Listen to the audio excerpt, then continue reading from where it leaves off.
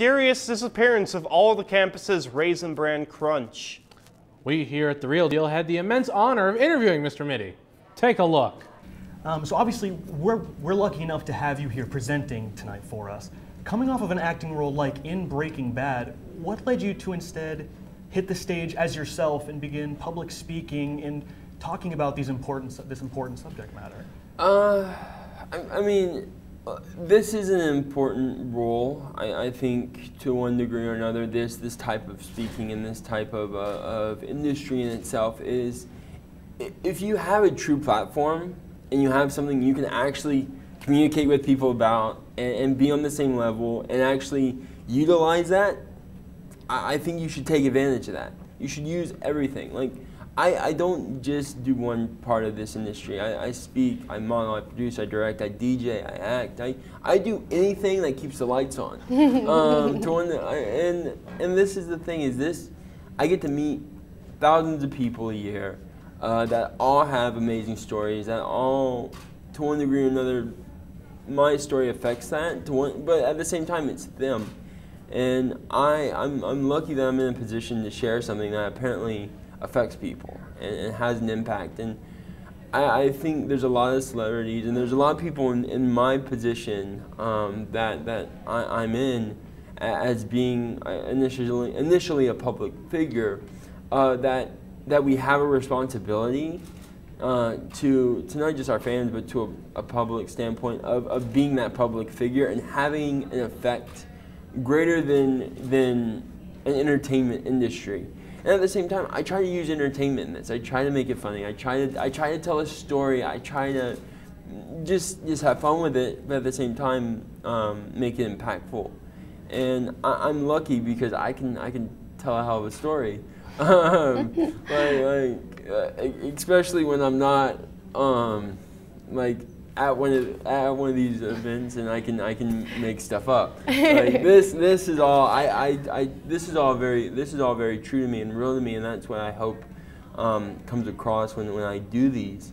But like I like telling a story. I like entertaining. I think that it's a great platform for that, and I get to travel. Like I'm here today. I'm gone to Texas tomorrow. I head to New York the next day, and then I'm down to Acapulco for a week after that, and pretty much repeat the circle. Well, yeah, you're obviously very talented at it, whether you're acting or speaking or anything like that. But depends on the day. Yeah, there you go. But where do you see yourself 5 years from now? What does the future look like for RJ Mitty, especially coming off of a role like Breaking Bad and now you're public speaking? And you know, anything and everything can happen. In this world, to one degree or another, everything is undetermined. You can control and drive whichever way you want, but at the end of the day, this universe will sometimes take you for a loop, and that's really what started me speaking, is that the universe just kept hitting me over the head with it, like just literally like knocking me in the face, and I'm like, you know what, I guess I will give it a try. But in 5 years, anything can happen. In my industry and what I do, it's so fast-paced to one degree, like that 5 years can be 2 months. So like you could have, I could go get a role tomorrow that would change, like Breaking Bad, which it did in my realm, and I 180'd my life for the rest of my existence, and that happens a lot in this industry. So I mean, I'm running around. I have a bunch of movies that I say a bunch. I got 2 movies that I'm shooting this year. I'll be one of the hosts or correspondents and reporters for the Rio Paralympics for Channel 4 out of the UK this year. I have speeches and just different types of events for the next probably 10 years. I don't know. And as long as they keep inviting me, I'll keep coming. But it literally 5 years is, to me, so far away. I can barely tell you what I'm going to do tomorrow. The only reason why I know is I got it on an itinerary, and I've asked like 30 times in the last like 3 days, what's going on this week, what's happening. Yeah. Other than that, I just accept it one day at a time and just hope for the best. That's at this point, you just grit your teeth and hope for the best. Yeah. Thank you, RJ, and our intrepid crew for capturing and conducting that interview. While interviewing people like RJ Mitty might not come around all too often, one thing you can count on is that the entertainment industry will always be ready with the latest trailer. Here to review some of these recent sneak peeks is Max Lewis. Max? My first pick for my trailer watch is The Boss. A titan of industry, Michelle Darnell, played by Melissa McCarthy, is sent to prison after she is caught for insider trading. When she emerges ready to rebrand herself as America's latest sweetheart, not everyone she screwed over is forgiving. She must move in with a former employee, played by Kristen Bell, and the woman's daughter. She teams up with her former employee to create a brownie empire and compete against a group of Girl Scouts selling cookies. The trailer was hilarious on its own, and it seems like The Boss will be a good comedy to check out. The movie premieres on April 8th.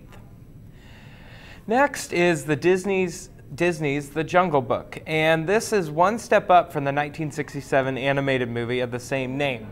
The plot follows Mowgli, a human boy raised by wolves since he was a baby. When the fearsome Bengal tiger threatens his life since man is not allowed in the jungle, Mowgli leaves home and sets out on a journey of self-discovery while avoiding the Bengal tiger. He encounters jungle creatures along the way that do not have his best interests at heart. The film has an all-star voice cast including Bill Murray, Idris Elba, Lupita Nyong'o, Scarlett Johansson, and Christopher Walken. The film opens in theaters on April 15th. This has been Max Lewis with your Trailer Watch. Thanks, Max. It's probably a good thing that Melissa McCarthy's character isn't real. Otherwise, the existence of both her corporate brownies, that Girl Scout cookies, would make the population more overblown than the plot of Batman v Superman. God, does insulting Batman v Superman make you feel like a big guy, Aiden? For you. Well, I guess going to commercial right now is all part of our plan. Of course. Stay tuned. We've got Angelo Oriemo with a rant, Madison McGill with some movie news, and a whole lot more.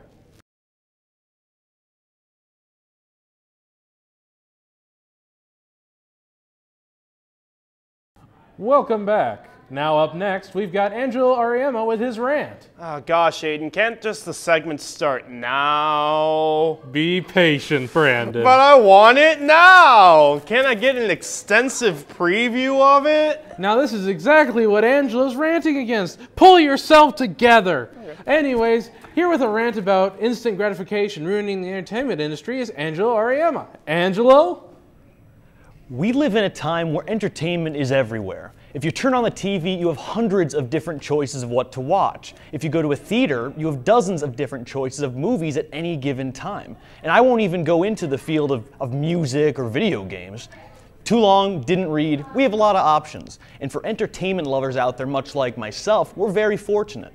However, given this influx in the entertainment media, I've noticed a startling habit of fans and consumers consistently demanding more. And given the daily practice of sharing over-bloated trailers or releasing endless, dull seasons of once proud shows, this rampant consumerism could really end up hurting the entertainment industry. Think about it. Here's just one example. Captain America: Civil War is just a couple months out, and fans have been chomping at the bits every day for Marvel to just show them Spider-Man already. But here's the thing. We've seen Spider-Man in at least 5 different live-action movies over the last 16 years. We know what we're getting into at this point. Though lo and behold, Marvel ends up releasing a trailer which includes the most computer-animated looking excuse for the web crawler I've ever seen, both ruining the surprise for those who watched the movie and giving the internet something entirely new to complain about. Altogether, we need to learn to take things just one step at a time. Look at the recent Batman vs. Superman trailer, which basically showed the entire film in 3 minutes. If we as a society cannot learn to be patient and hold out until seeing the movie or the television show, then the content is just not going to have as much of an impact on us. In addition to this, after the content has run its course, we need to learn how to let it go. Whether it's Indiana Jones or Ghostbusters or Dexter or any other program or movie series that has just gone on for too long, we need to know when to let it roll over and die. Because if we continue to demand more and more of a good thing, eventually it's going to lose what made it so special in the first place. Typically, the series that have the best overall content do not go on for too long. I'm looking at you, The Simpsons. At the end of the day, us fans of the entertainment industry have to let it just flow naturally. Because if we continue to demand more and more from it, whether it be from trailers or sequels, we ourselves are going to ruin the industry as we know it. I'm Angelo Oriema, and that is all I have to rant about for this week. Oh, thank you, Angelo. Well, we started this episode with TV and music news, so we figured we'd close this episode with some movie news and, make a nice, sexy little news sandwich. What pleasant imagery. Here with the latest from Hollywood is Madison McGill. Madison. Stephen Amell, who is known for his starring role as Oliver Queen, aka Green Arrow on the CW's Arrow, is set to receive the CinemaCon Male Star of Tomorrow Award. Managing Director of CinemaCon, Mitch Neuhauser, says Amell is already making his mark on the small screen and is poised to break out on the big screen with his starring role in Teenage Mutant Ninja Turtles Out of the Shadows. Amell will star as vigilante Casey Jones in the movie, which hits theaters on June 3rd, 2016. Along with his new movie role, Arrow was also renewed by the CW, making Amell perfect for the Male Star of Tomorrow Award. CinemaCon will be held April 11th through April 14th at the Caesars Palace in Las Vegas. Amell will be receiving his award at the CinemaCon Big Screen Achievement Awards ceremony, taking place at the Coliseum at Caesars Palace on April 14th. Harrison Ford is returning to his action-driven character Indiana Jones. Lucasfilm and Walt Disney Pictures announced July 19, 2019 as the release date for the 5th Indiana Jones film, directed by Steven Spielberg. The film follows 2008's attempted reboot, Indiana Jones and the Kingdom of the Crystal Skull. Veteran producers Kathleen Kennedy and Frank Marshall will return as producers and have said the new film will include younger actors, but Ford will remain the one and only Indiana Jones. David Coep, who wrote Jurassic Park in 1993, will write the script for the new Indiana Jones adventure. They haven't announced any other casting decisions. According to Kennedy in an interview with The Hollywood Reporter, a few story ideas have been tossed around. Disney chairman Alan Horn released a statement saying, quote, "Indiana Jones is one of the greatest heroes in cinematic history, and we can't wait to bring him back to the big screen in 2019. He goes on to say, "It's rare to have such a perfect combination of director, producers, actor, and role." The 5th installment of Indiana Jones is the first Jones film to be released by Disney since they purchased Lucasfilm back in 2012. They also had to strike a deal with the original Indiana Jones studio Paramount in order to acquire the franchise. The deal made in 2013 allows Paramount to retain the rights for the first 4 films and receive financial participation on any future films. Filming for the final installment in the Maze Runner series, The Death Cure, is postponed after its lead actor, Dylan O'Brien, was injured on set. He was in an accident while filming a scene for the upcoming film and is now being treated at a local hospital in Vancouver. Author of the series, James Dashner, assured fans with a tweet that the injury was not life-threatening and that the production has only been postponed, not canceled. But at this moment, all that matters is O'Brien's full recovery. Wes Ball, the director for all 3 films, also took to Twitter to update fans on O'Brien's condition. Quote, "Well, it's been a whirlwind of emotions these past few days. I've been overwhelmed with feelings of anger and sadness and guilt, but ultimately I find myself left with just a deep love and respect for Dylan. He is one tough cookie. I'm sorry for the grief this accident has caused his friends and family, as well as my wonderful cast and crew. It's scary seeing your friend get hurt, but fortunately, Dylan is going to be just fine. After a few weeks of rest and recovery, he will be back up and running to finish our adventure together. All the best." The Death Cure is scheduled to hit theaters on February 17th, 2017. I'm Madison McGill, and that's the latest in Hollywood. Thanks, Madison. Wow, glad to see Indy's back. Though it is weird they're releasing it as the 5th movie when there's only been 3. And I think it's weird we're still making the same jokes that got stale around 2009. Hey, you wrote this, not me. Excuse me? You are the head writer of this show. I think you have me confused with another Brandon Krakowski there. You're even writing this banter right here, and I'm reading it off the teleprompter, and we're in a studio, and we've now got a bit of a paradox on our hands now, don't we? Well, we need to reconstruct the concept of separation between the creator, performer, and audience, so we'll be right back. We'll hopefully have regained enough of a fourth wall to present a final word. I'm Brandon Krakowski, and so are you. These people are upset that you have filmed. Oh my God, Greg, look, it's your mom. You are mean. How do we say which?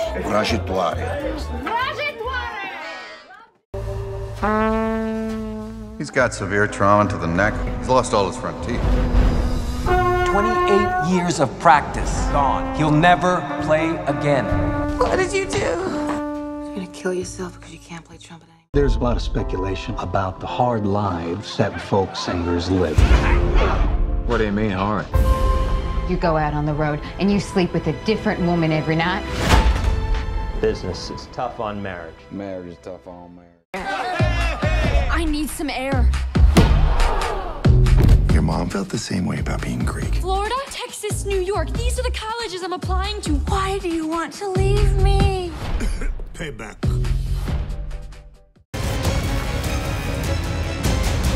You know the oldest lie in America, Senator? That power can be innocent. You're gonna go to war. That son of a bitch brought the war to us. You know you can't win this. It's suicide. The greatest gladiator match in the history of the world. Son of Krypton versus Bat. Yeah, for my final word, I want to talk about one of the worst films to be released recently. 10 Cloverfield Lane is by far the worst film I've seen in recent memory, much akin to Interstellar. This is a film that takes a decent premise and good actors like John Goodman and manages to throw them right out the window for the sake of jump scares and cliche action tropes. I came in knowing nothing of 10 Cloverfield Lane, and I came out wishing I knew even less than that.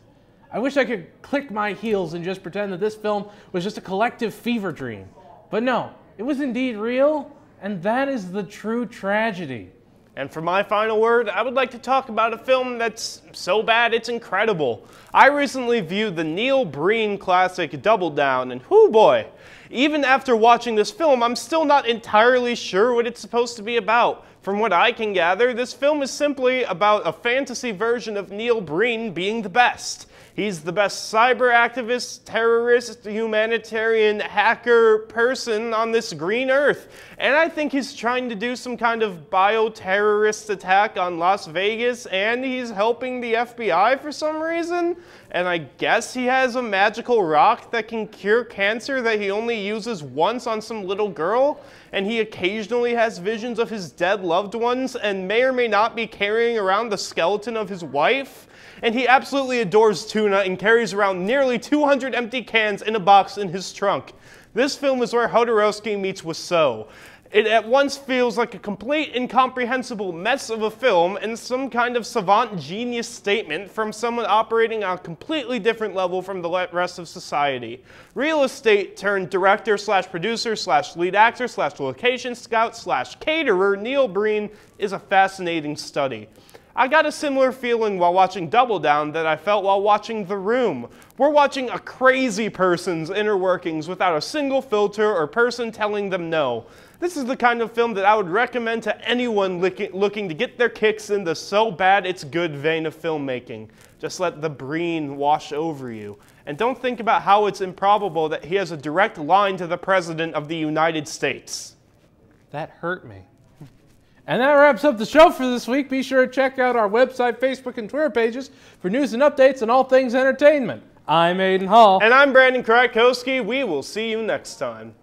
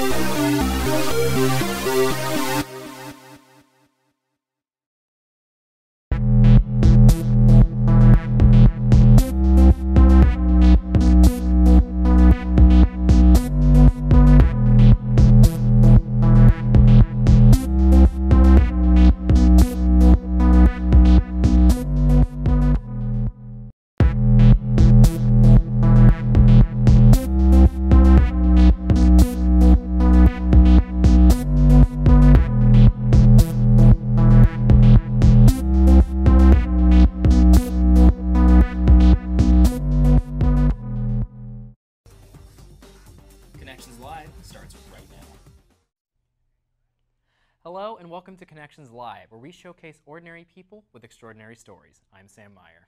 And I'm Mr. Sarah Bauer. With tonight being our first show of the year, we'd like to welcome everyone back for this semester and thank you for joining us.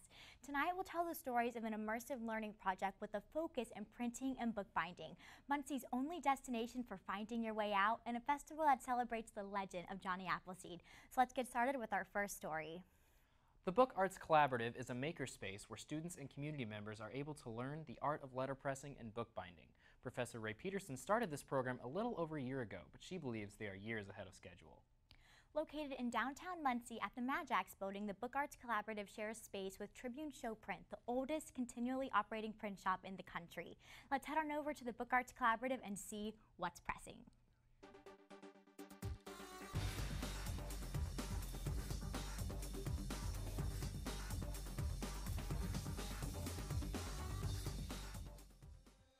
So the Book Arts Collaborative is really great, number one. It's a community letterpress and bookbindery. Our mission is to preserve and pass on the apprentice-taught skills of letterpress printing and hand-sewn bookbinding. I'm a bookbinder, and I had been teaching bookbinding in the Department of English, and because we didn't have a lab or a studio for that, every semester the students had to purchase their own hand tools. And I wanted to get a facility where we could buy all those small tools that amount to about $120 to purchase and have those on hand so that students could really focus on the things they want to make and not the things required to make them. We do 4 things here. We make blank journals and print ephemera, and we sell those through 7 retailers around the state of Indiana. We offer workshops for community members in bookbinding and letterpress printing. We publish a book every spring and sell that, and we also put on a festival of book arts in April called Interrobang. So there are a number of things about Book Arts Collaborative that are really unique. One is that we're one business, we're a collaborative, but everyone creates the projects and products that he or she designs and wants to put to market. And then the real market tests that for them to tell them whether it sells or not. Another thing that makes us incredibly unique is our community partnership with Tribune Showprint Posters.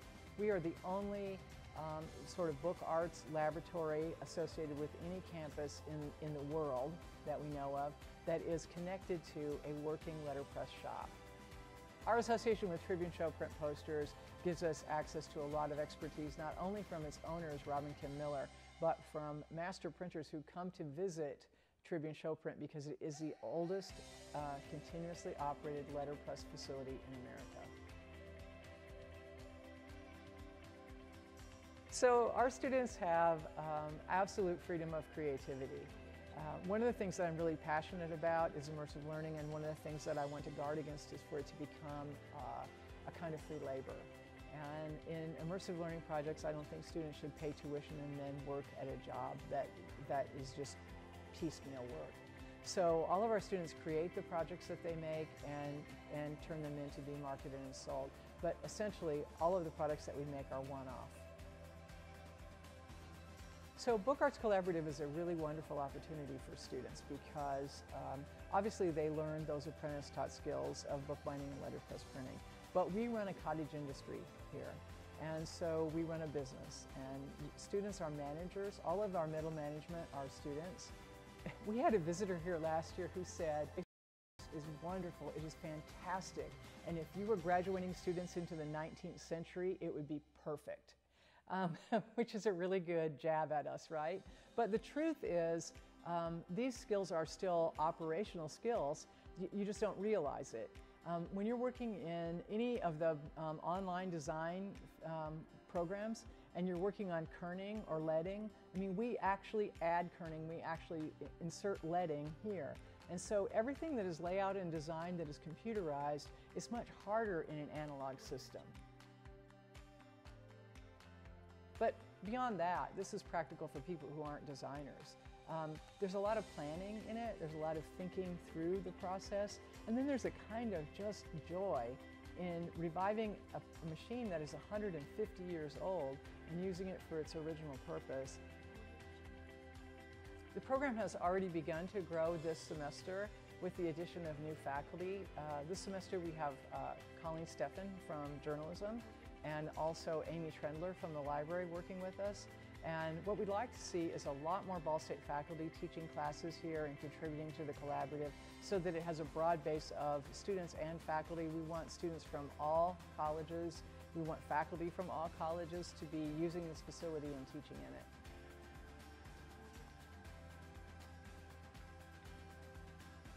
You can find our workshops listed at bookartscollaborative.com/events. It's a calendar style display and you can see the workshops listed there. We work really hard to make these accessible. It is our mission to preserve these apprentice-taught skills and to share them.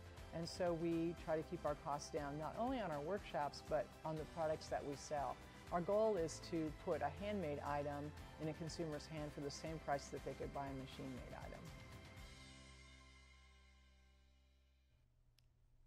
Now, Sam, that is such a cool craft, and seeing students learn how to make something we use every day is really just awesome. Absolutely. You know, I'd love to see that in action, Esther. Maybe we can sit in on one of their classes this semester. For sure, Sam. Now, don't go away because we'll have another story right after the break that you're not going to want to escape from. See on page 4 that the projections need to be tornado next Thursday? Seriously? Thursday?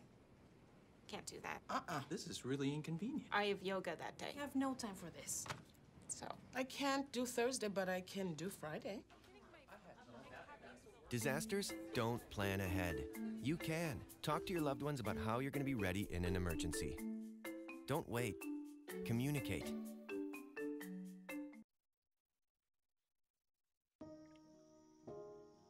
This is the story of a boy who didn't talk for a long time. The boy liked things to always be the same. Any changes would scare and upset him. The unknown was an unfriendly place. The boy was very sensitive to lights and sounds.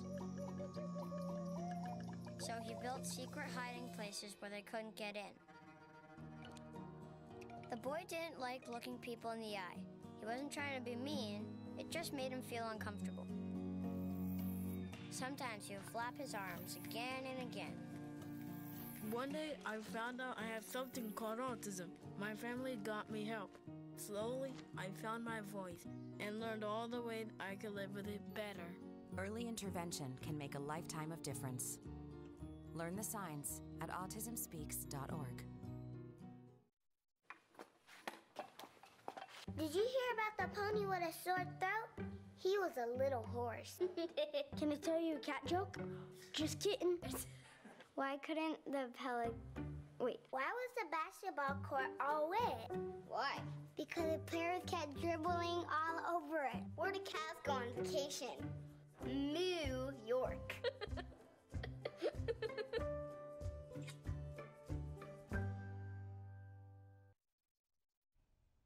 Welcome back to Connections Live. In our next segment, we will take a look at Escape Muncie, the city's premier escape room experience. They offer a family-friendly environment with multiple rooms of different settings and difficulties where participants have just 1 hour to find all the clues and escape the room. You know what, so let's go grab our thinking caps and test our brains at Escape Muncie.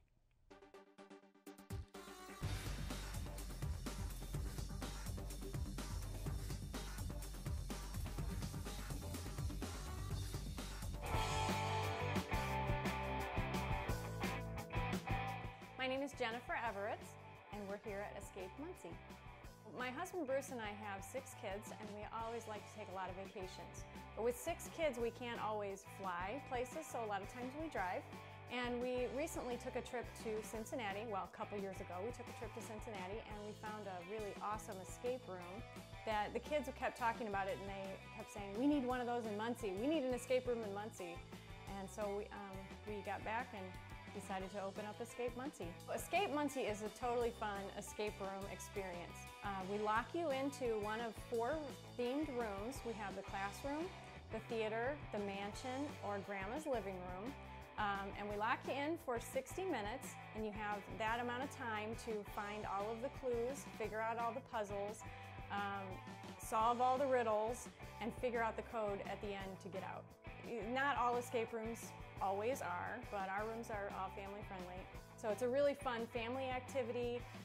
It's a really fun team building activity. It's great for date night. It's great for corporate team building, or we do a lot of Ball State team building as well.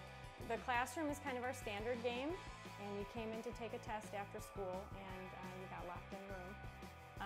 We have the theater, which is a little bit harder than the classroom. We have the mansion, which is a pretty difficult game, and then we have grandma's living room, which is an expert game. So if you're coming to that, you want to bring a few friends to help you. Our rooms hold between 2 and 8 people, and we are open Tuesday through Saturday from 3 to midnight, and you can book online at our website.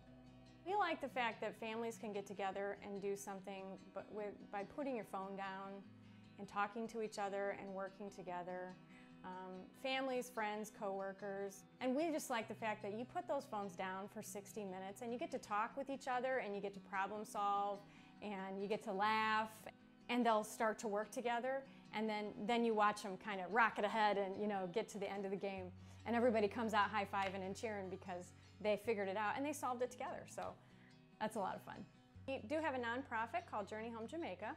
My husband Bruce and I went to Jamaica on a second honeymoon in 2011, and we really fell in love with the people there, and realized that there's a great need for orphan and foster care. And we go back and forth, and we do take shoes and clothes. With the proceeds from Escape Muncie, we were able to ship 2,400 pounds of clothes and shoes and toys and things over there for a church over there to sell. And that helps them raise money and to give away, to people that need it. We were trying to figure out a way to, raise some money for Journey Home Jamaica, our nonprofit, and we said, well, this escape room thing, it was so much fun, and the kids are talking about it 2 months later about how much fun they had. Maybe we should think about that. And so we found this building, and about a week later we bought it, and about 6 weeks later we were open. So it happened pretty quick. Yeah, we created all of our games here ourselves. We're not a national franchise, we're just a mom and pop business. So we've created all of the puzzles and all of the games and all of the rooms completely from scratch. So unlike some of the franchise games where you might go to one in Indianapolis and then you might go to one in Denver, Colorado, and they will have the same game, you will never find our games anywhere else because we created them all and they're right here. What a fun twist on game night. I love how interactive the escape room is, and it seems like a great way to bond. Oh, absolutely, Esther. It really keeps everyone engaged, and it's so cool we have one in Muncie now. For sure. Now, to find out more about Escape Muncie, you can check them out online at escapemuncie.com. Well, don't go away. We have one more story coming up right after the break. Maybe you can make retirement happen. After all, you made her college years happen. Opening that education savings account when she was little. Spearheading a campus tour. And another, and another, and another, and another. Bam! Deciphering financial aid. She was like, what? And now she's like, yeah! you aced planning for college. Now get the tips you need to get on track at aceyourretirement.org.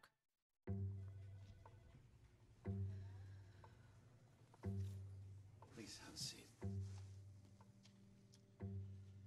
I'll be honest. Your resume is not what I'm used to. I know. Okay, so what would you bring to my company? What do you need? I need a hard worker. Good. I've got 2 part-time jobs and to help my parents pay the bills. I need problem-solving skills. I got through high school without a car, a phone, or a computer. No college degree, though. Not yet, but life's taught me a lot, and I'm ready for more. Well, you're not the typical kind of candidate that I hire. But you are exactly what I'm looking for.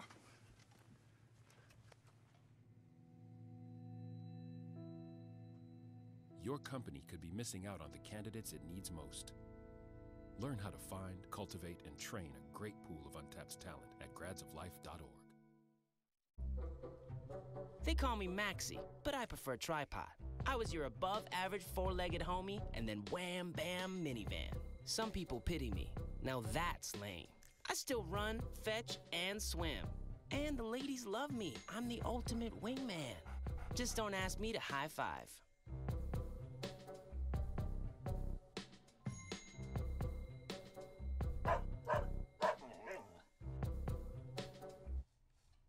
Welcome back to Connections Live. For our final story, let's dive into the legend of Johnny Appleseed. The Johnny Appleseed Festival is located in Fort Wayne, Indiana, and has been celebrating the life of Appleseed for close to 50 years. This weekend-long festival has many sights and attractions to visit, like homemade crafts, pioneer reenactments, and of course, fresh caramel apples to eat and enjoy with friends and family. Let's take a trip over to Fort Wayne and see what the Johnny Appleseed Festival has to offer.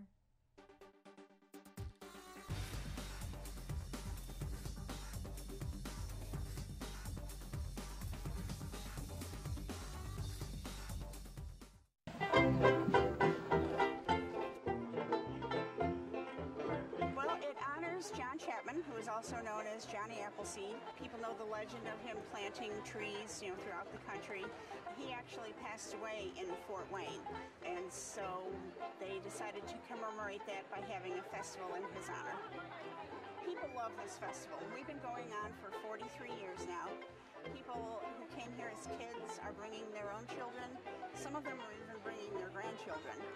And we've had that same kind of thing with the board of directors too, and a lot of the vendors. We have vendors who are second and third generation whose parents were here at the beginning, and it's continued on through the family. And it's just a big, major city event, and not even really a city event. We attract people from all over the state. People come from Canada, people come up from Texas, so it just really pulls the community together for these 2 days. We've got about, I think, 40 different food vendors. People love the corn on the cob that's cooked over the open fire and dipped in butter. Anything with apple in it, apple dumplings, apple cider, apple butter. A lot of things that have sort of chocolate involved, and of course that's always a popular favorite. We have a booth that sells fudge, a couple of booths actually that sell fudge. And people just kind of come in with their own favorites. Some actually come in with a plan of starting with, something more savory and then go to the sweet and kind of organize it back and forth. Honestly, my favorite part about it is the food. Definitely come for the food. The corn, really great. Also, like the chicken dumpling soup. The root beer is really good. The apple dumplings too. It's all really good. I'm an ordinary guy that's kind of quirky.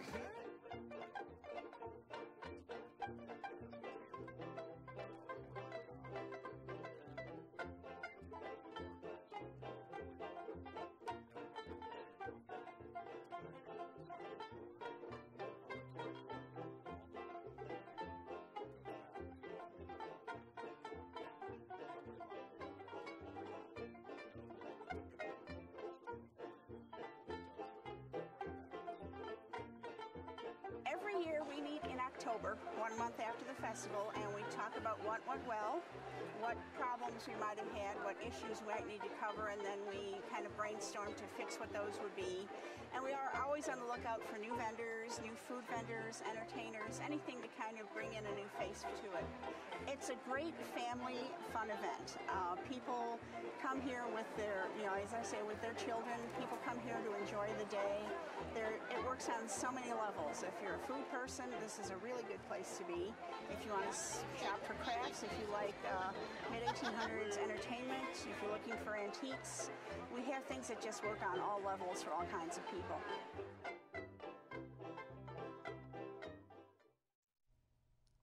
Sam, all I can say is those caramel apples are calling my name. How cool to see a festival so close to us that celebrates life of Johnny Appleseed. You know, I feel the same way, Esther. Right with fall right around the corner, this festival is the perfect weekend getaway, if you ask me. For sure, Sam. Now, I'd love to go check it out. Well, don't go away because we have a special guest coming up right after the break.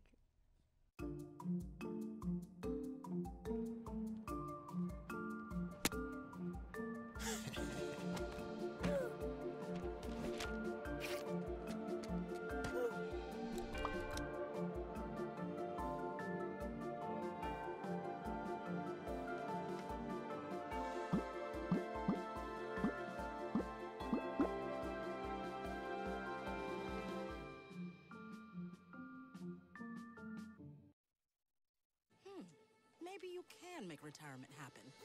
After all, you made her college years happen. Opening that education savings account when she was little. Spearheading a campus tour. And another, and another, and another, and another. Bam! Deciphering financial aid. She was like, what? But now she's like, you aced planning for college. Now get the tips you need to get on track at aceyourretirement.org. See on page 4 that the projections need to be tornado next Thursday. Seriously? Thursday? Can't do that. This is really inconvenient. I have yoga that day. I have no time for this. So, I can't do Thursday, but I can do Friday. Disasters don't plan ahead. You can. Talk to your loved ones about how you're going to be ready in an emergency. Don't wait. Communicate.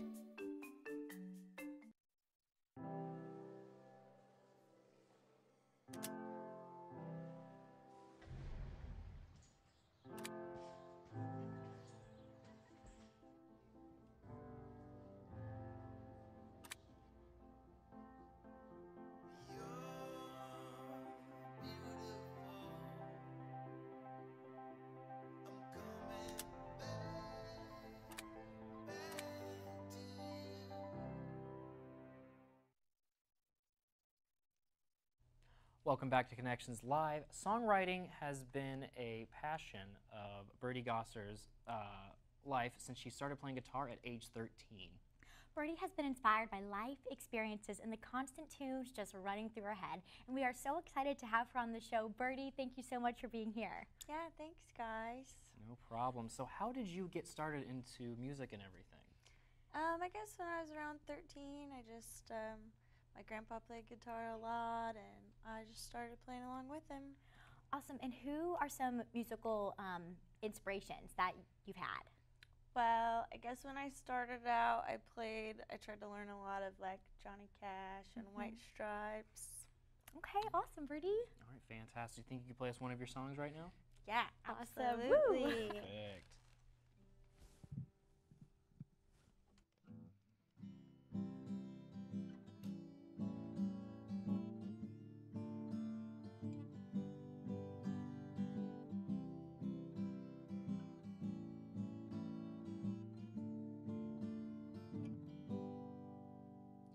One, two, three.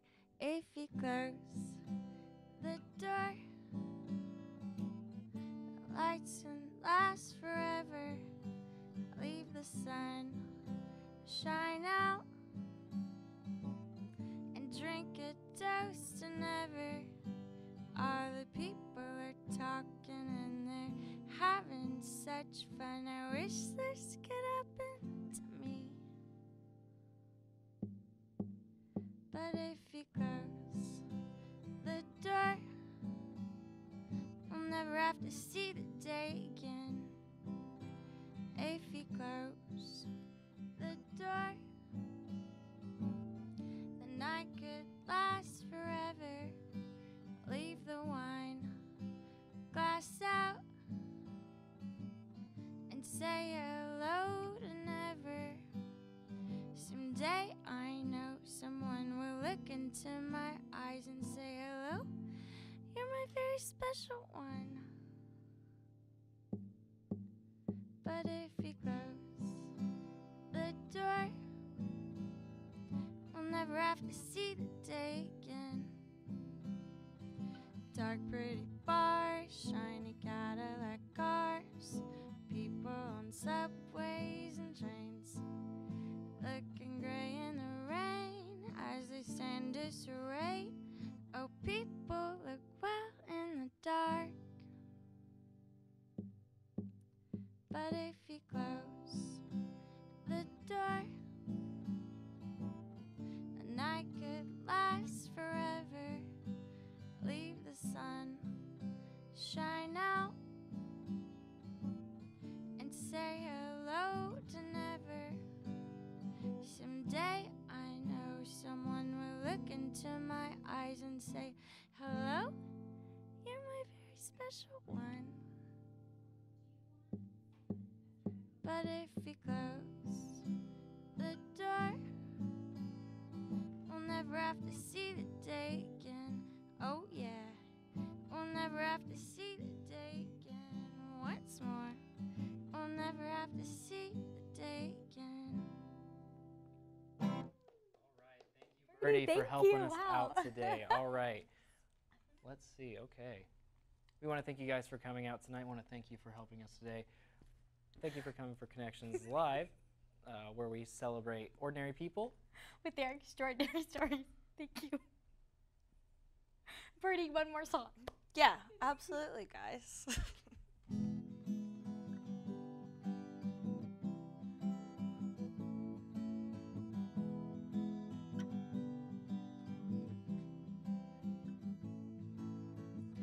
Something about the way you taste makes me want to clear my throat. There's a method to your movements that really gets my goat. You look for sniffy linings, but you're rotten to the core. A fad just about all I can take, and I can't take no more.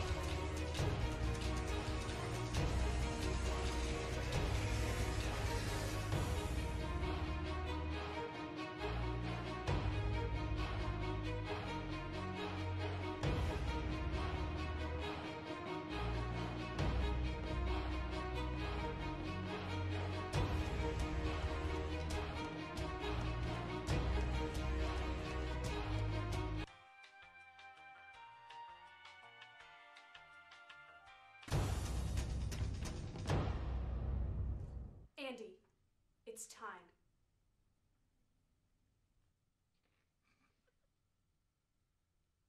Okay. No. It's the season 17 premiere. Huh? The season 17 premiere is going on right now. You're right. Yeah, let's go. Sorry. Just come on.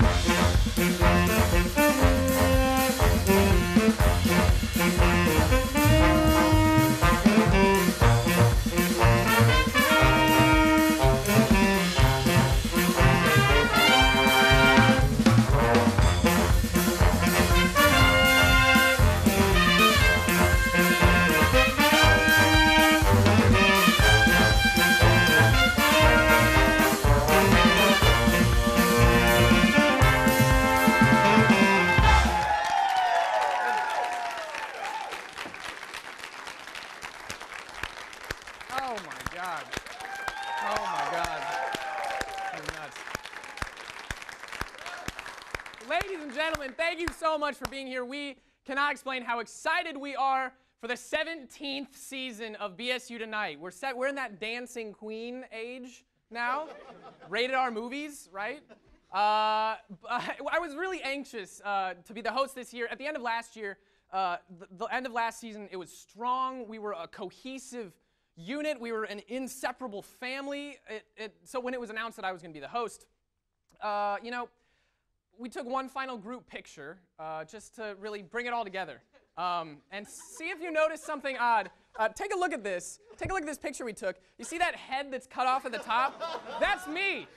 The only person, the one person perfectly sliced out of the permanent memory of last season is the host of the next year. That's so you know how they treat me here. I had to get my own coffee tonight. It's unbelievable. Enough complaining. Let's get right to it. Let's get to some jokes. Wenner Media has announced its decision to sell off the publishing rights to the iconic Rolling Stone magazine. Yeah, the good news, though, is that they've been making great strides as a multi-platform company, and we hope to see good things from their new management. Our expectations won't be too high, but they won't be too low, because nothing could possibly be worse than Vice. Articles just aren't good. The 2017 reboot of Stephen King's It is doing incredibly well after opening at the box office on September 8th. Just another example of a high-quality remake that Hollywood is so fond of these days. This inevitably means that more movies are going to get remade, of course, so I'm casting my vote for a remake of $1 Million Baby. I can't think of any movie that could benefit more from unplugging and plugging back in. Speaking of euthanasia, NASA made the decision recently to destroy its Cassini space probe by crashing it into Saturn, effectively ending its 20-year run. The $3.26 billion spacecraft's lifespan had to be ended due to a lack of fuel and an inability to get the probe home. But hey, it's just like my dad always said, if you can't go out with a bang, just fling yourself at Saturn until you inevitably disintegrate in the harsh atmosphere and intense gravity of the planet. It's a weird advice when I think about it.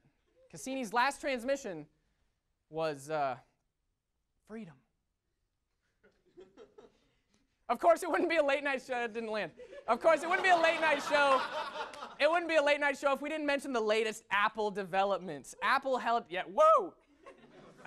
its annual product launch on September 12th, where they unveiled new gadgets such as the iPhone 8, the iPhone 8 Plus, and the highly anticipated iPhone 10, and a new model of its signature timepiece, the Apple Watch. This is not an Apple Watch, just so you know, I'm not wealthy. Or as Apple CEO Tim Cook likes to call it, the Tim piece. Some people are outraged at the new features that Apple has brought to the iPhone X, including the removal of the home button, the outrageous $1,000 price tag, which we will spend anyway, and the implementation of facial recognition software. The future is here. Which, by the way, if you think about it, is really bad news for twins, but great news for ugly people. Sorry, unique-looking people. Moving into more tech news, a robot called Yumi conducted the Lucca Philharmonic Orchestra alongside opera singer Andrea Bocelli in Pisa, Italy on September 13th. The robot conducted 3 separate arrangements that evening. So if you thought that you were safe from the robot revolution because you work in a creative field that robots cannot replace, congrats, you're as expendable as a fast food worker. Yeah. Politics. U.S. Senator Ted Cruz was spotted at the Houston Texans season opener a few weeks ago and was bombarded with questions about the state of the city after the devastation caused by Hurricane Harvey.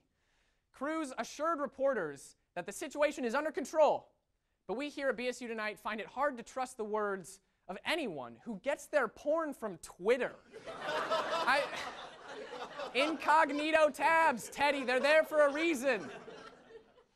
Former Secretary of State and presidential candidate Hillary Clinton has been keeping busy lately as she promotes her new book, What Happened?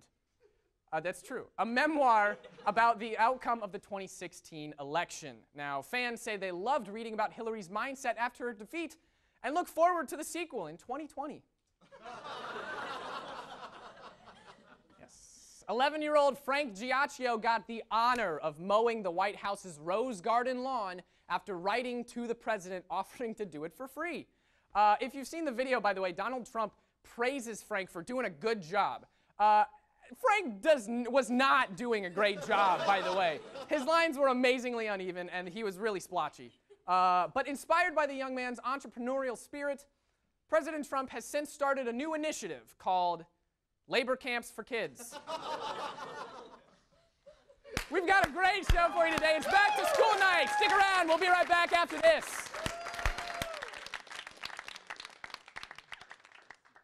The Atrium, one of the most popular dining halls here at Ball State University. It has a wide variety of selections such as Chick-fil-A, Papa John's, McKinley Grill, and the Mexican place no one remembers the name of. But before you start eating here, there's a thing or two you should know about the rules of the Atrium. Tip number 1, remember to try to get to the Atrium before class lets out. Most of the traffic around lunchtime occurs at 10 till, so make sure you try to leave early enough to grab something before the rush begins. Tip number 2, to reserve a spot at a table, make sure to place your backpack or jacket on a seat at the table.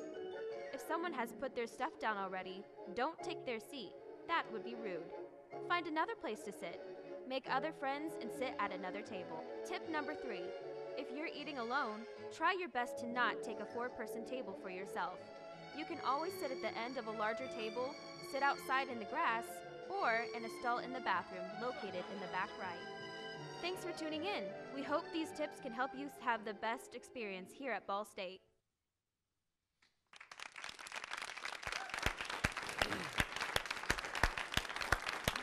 Hey! Welcome back, ladies and gentlemen. We hope that that package was helpful for anyone still learning to navigate those pesky dining halls. We just love to give back and help you here on BSU Tonight. And one of the ways that we do that is we'll hold conflict mediation right here on the show. And actually, it's time for some more conflict mediation right now. So we might as well get our first participant out here. She's a second-year nursing major living in Woodworth Residence Hall. Ladies and gentlemen, please put your hands together for Lacey. Come on out, Lacey. Hey. Yeah. Lacey, thank you so much for being here.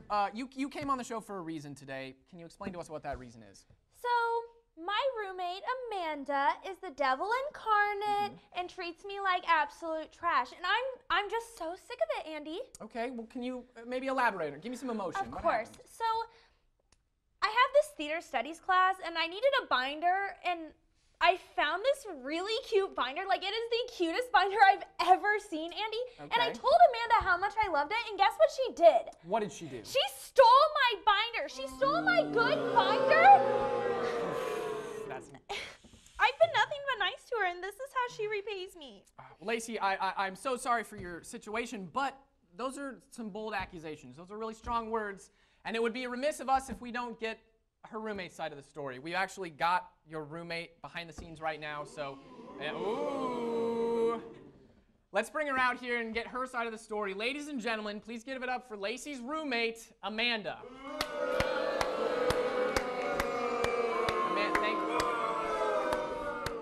Thank you for being here, Amanda. We really appreciate you coming on the show. Just ignore what's going on out there. But yeah, thank you so much for being here. So, you know what? You would accuse me of stealing your binder. What's that supposed to mean? Yeah, you accuse me of everything. Well, that's because you're a cow. All right, slow it down. Slow it down. Slow it down. Let's get back. Calm down. That's so typical. You're the worst roommate ever. Why did I ever decide to room with you? All right, ladies, oh, yeah. Let's just get things back on track here. We're here to resolve this conflict. Now, Amanda, we have to hear your side of the story. It's unfair otherwise. What's your take? Look, I didn't steal the binder, and I'm getting sick and tired of all the accusations. Short and simple. Lacey, do you have any response? I still think she did it. She's lied to me before. I wouldn't put it past her to do it again. Ooh. Well, clearly this is a problem that we need to figure out here and now. There's no rekindling this friendship. But what our audience doesn't know is that before the show, we hooked Amanda up to a lie detector test to get some straight answers out of this situation. Lacey, at the beginning of the show, you claimed that your roommate Amanda stole your favorite binder. The results are in. And Amanda did not steal Lacey's binder. Did not steal Lacey's binder. It's conclusive results. The test never lies. We got oh, all right. Well, let's not. Oh my God. Oh, yeah. Get in there. Get her out of there. Get her out. We'll be right back. Stick around. We'll be right back. Hi. Can I get one ticket for the flute recital?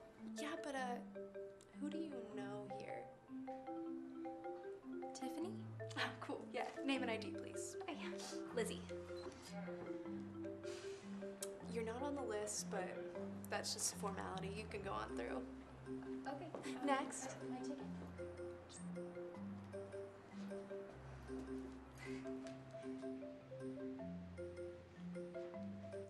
Hi, can I help you find anything? Oh, no, thank you. I'm actually ready to check out. Oh, sure.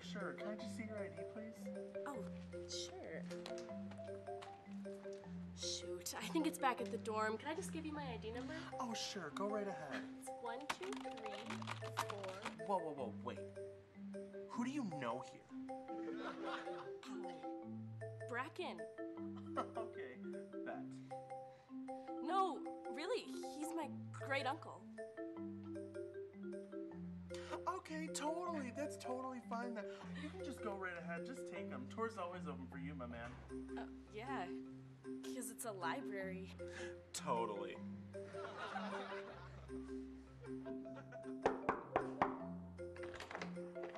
So, hey, I'm here to get the notes that I missed in chemistry class, remember? Who do you know here? You, Dave. I know you. We have class together just today. Bro! That's right. I didn't recognize you, man. Get in here. Yeah, sure, whatever. Hey, guys, come on in. Food's in the kitchen and the drinks are out back. And you can ask Barry, our DJ, for any song that you want. Oh, but we don't know anyone here. Hardly anybody knows anybody. It's a bigger world than we think. That's the whole point of having a party. Seems legit. I mean, I came here for a good time. Speaking of time, we're gonna have an in-depth discussion about the Gregorian calendar and the modern wristwatch at midnight in the basement. Feel free to contribute to the conversation. Opening up an honest dialogue for everyone to contribute in is really dope. All right, let's party. Okay.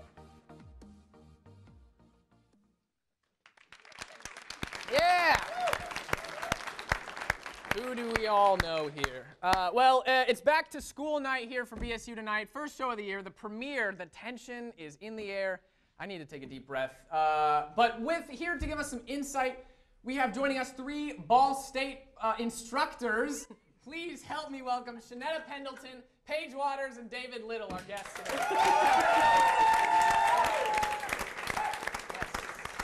Yes, thank you guys so much for being here on the show. We really appreciate you guys coming on. Thanks for inviting us. Like we said, it's back to school night, so in lieu of the theme, let's start with an icebreaker. Let's go around and say our name and a fun fact about ourselves. I'll start. Hi, my name is Andy Rabb, and one time I was on a plane with Norm Macdonald. It's true. Fun fact. So, next. This is a punishment for all my first day lectures. I'm Shanetta Pendleton. I'm an instructor in the Department of Journalism. A fun fact about me, I'm from Alabama and I still wear my shoes everywhere. I'm sorry, I'm confused. What does that mean? Do you normally not wear shoes in Alabama? No, everyone thinks that people in Alabama walk around barefoot and on dusty roads. And I'm like, we have streets. By show of hands, how many of you, when you think of a person from Alabama, you immediately go to a shoeless, dusty road? Be honest. Okay, maybe that's just me. I didn't realize that was a thing.